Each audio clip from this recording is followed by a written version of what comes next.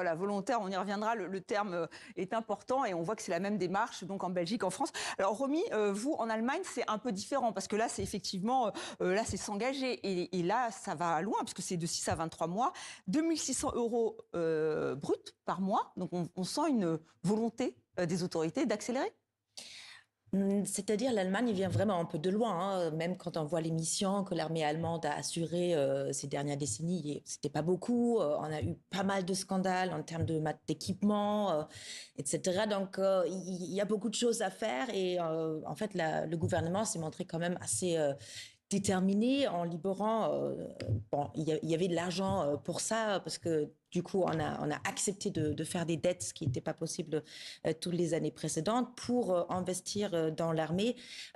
Mais ça reste pour l'instant volontaire, avec une petite parenthèse, si jamais c'est pas suffisant, si on n'arrive pas à recruter les 80 000 en 5 ans pour donc renforcer, là, il va y avoir en moyen d'obliger.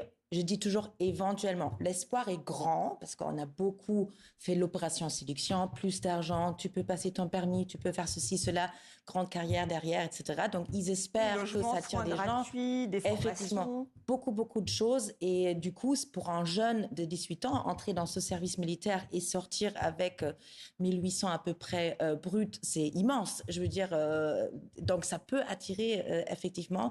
Par contre, 16% des jeunes en ce moment se disent vraiment prêts à défendre le pays. On n'a plus du tout la même notion de la nation, il n'y a plus le même attachement.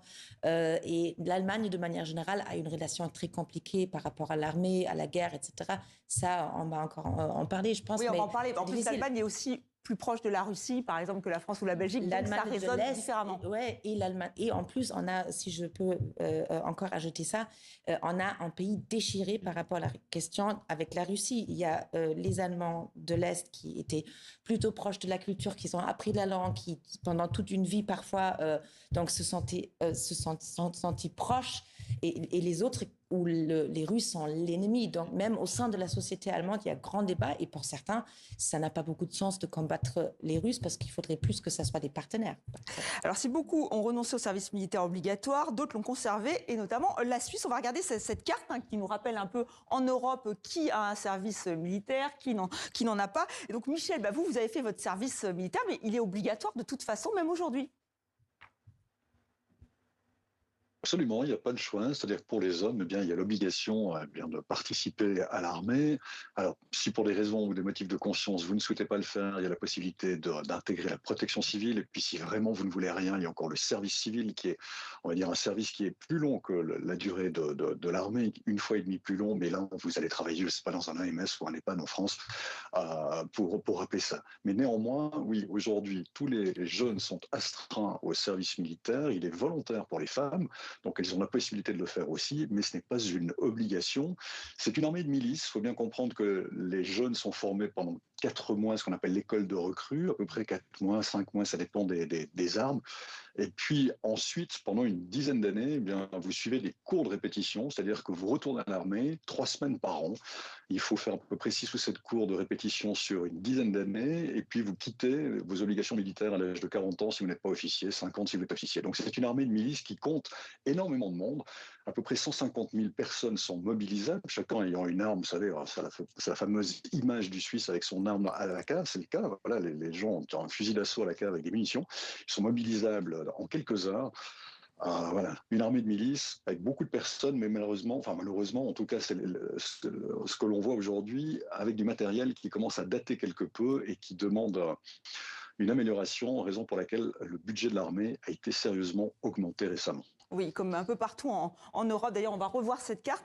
Le Danemark, en tout cas, lui, maintient maintenant que c'est obligatoire aussi pour les femmes. Donc on peut dire que c'est une tendance de fond, Guillaume Lesconjarias. Oui, alors effectivement, c'est une tendance de fond. Ce qui serait même assez intéressant, c'est de voir que sur cette carte, on pourrait même rajouter, alors bien évidemment, ce sont d'autres pays que l'Union européenne, mais en Norvège, c'est aussi une forme d'obligation. En Grande-Bretagne, l'équivalent du SEMA avait fait une annonce il y a maintenant 1 an et demi qui avait fait couler beaucoup d'encre, mais qui envisageait un retour aussi du service militaire, alors que la Grande-Bretagne a abandonné toute conscription depuis 1967. Donc, c'est vraiment une tendance longue et lourde. On pourrait aussi préciser que dans beaucoup de ces pays, même quand il n'y a pas de service militaire, il y a la volonté de développer d'autres formes de services, notamment les formes de réserve. Et d'ailleurs, avant de parler de cette volonté de réintroduire une forme de service militaire volontaire, l'objectif, notamment en France, c'était de passer la réserve militaire de 40 à 80 000. Et donc, on peut d'ailleurs se poser la question, est-ce que ce modèle de intégrer en plus un service militaire volontaire, est-ce que ce n'est pas une façon de booster la réserve pour avoir ce que le président appelle un modèle hybride? Et le côté volontaire, ça c'est important. On sent que là, pour le coup, au moins tout le monde est d'accord. Il faut que ça soit volontaire. Je parle, tout le monde est d'accord, des partis politiques en France. Et ça, c'est une notion qu'il fallait absolument inclure. Léna? Ah oui, je pense. Je pense que ça aurait pas été possible dans l'opinion publique d'imposer un service militaire obligatoire à ce stade. Après, ça pose beaucoup de questions parce que, comme je le disais, on ravive un imaginaire un peu magnifié, qu'on enjolive avec le fantasme d'un creuset républicain, de se dire en fait que ce nouveau service militaire va pouvoir en fait ramener ça. Là, il y a quand même. N'existait pas vraiment déjà au service militaire originel. Effectivement. Et puis, avant qu'il soit interrompu par Jacques Chirac, il y avait déjà beaucoup de gens qui bénéficiaient de pistons pour contourner ce service obligatoire. Maintenant, là, de ce qu'on a compris, il va y avoir une sélection qui sera quand même, dont on ne sait pas exactement à quel point elle sera sélective finalement. Mais je ne pense pas que des jeunes qui peuvent prétendre à des prépas Henri IV vont prendre une année de césure pour aller faire ce service militaire. J'en suis moins sûr. Voilà. Honnêtement sûr. Ah oui.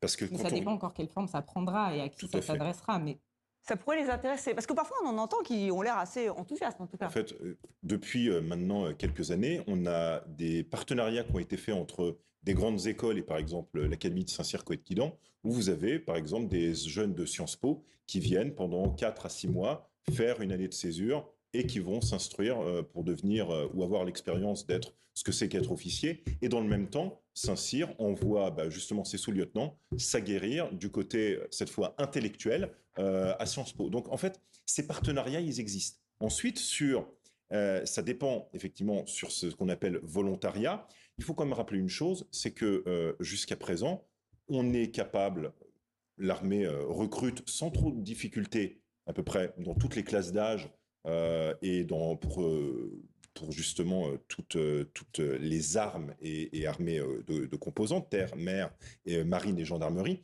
Et donc, quelque part, c'est redonner une chance supplémentaire, effectivement avec peut-être des populations qui n'étaient pas touchées jusqu'à présent et qui pourraient se montrer intéressantes. Donc voilà, c'est pour toucher le plus large public possible. Alors c'est vrai qu'on se dit qu'en Allemagne, on est peut-être plus concerné parce qu'évidemment, on pense à la Russie, je l'évoquais, même si hier, Vladimir Poutine s'est défendu, il a dit c'est vraiment ridicule pour nous en tant qu'idée d'envahir l'Europe, d'attaquer les Européens, hein, c'est ce qu'il a déclaré. Et on sent que tout le monde est en train de prendre des précautions. Emmanuel Macron a bien dit que ça serait hors de question d'envoyer nos jeunes en Ukraine, mais comme il y a eu toute cette polémique autour du chef d'état-major des armées qui a dit que le pays devait être prêt à perdre ses enfants, vous avez dû le suivre.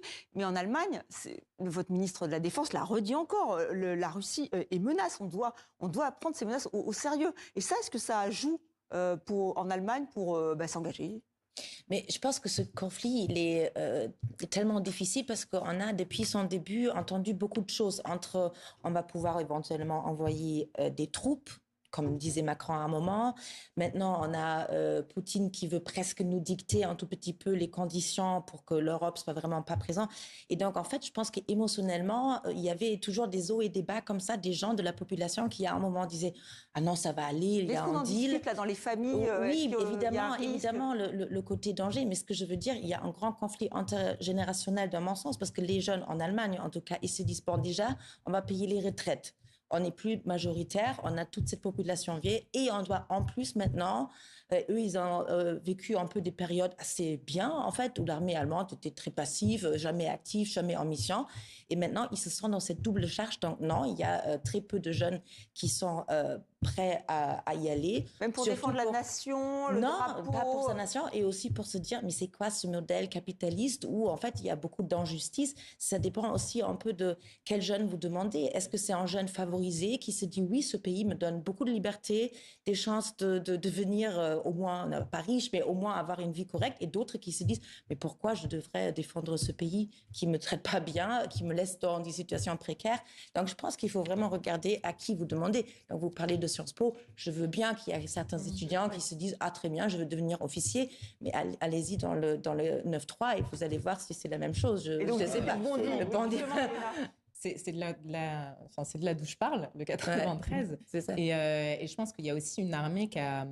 Enfin, on peut se poser la question de la jeunesse, mais aussi une armée qui peut ne pas forcément être attrayante parce qu'elle a une histoire, que les dernières guerres françaises, c'est des guerres coloniales, que c'est aussi des histoires qui rejaillissent parce que c'est des histoires qui ont été tues. Et aujourd'hui, il y a toute une jeunesse en fait, qui a soif de réponses sur ce qui s'est passé pendant la guerre d'indépendance d'Algérie, pendant les autres guerres d'indépendance. Donc je pense qu'effectivement, il y a ça qui est à prendre en compte. Et par ailleurs, l'armée française n'est pas que ça, mais est aussi une institution qui est entachée de scandales, de violences sexistes et sexuelles, de présence de néo-nazis dans ses rangs. Donc il peut y avoir beaucoup de méfiance. Alors on va juste demander à Michel. Il peut y avoir aussi ça, effectivement. À Michel Cherouti, parce que pays neutre, la Suisse. Alors vous, est-ce qu'on là aussi il y a inquiétude au sein des populations où on se dit bah non, nous c'est la neutralité, donc ça n'arrivera pas chez nous.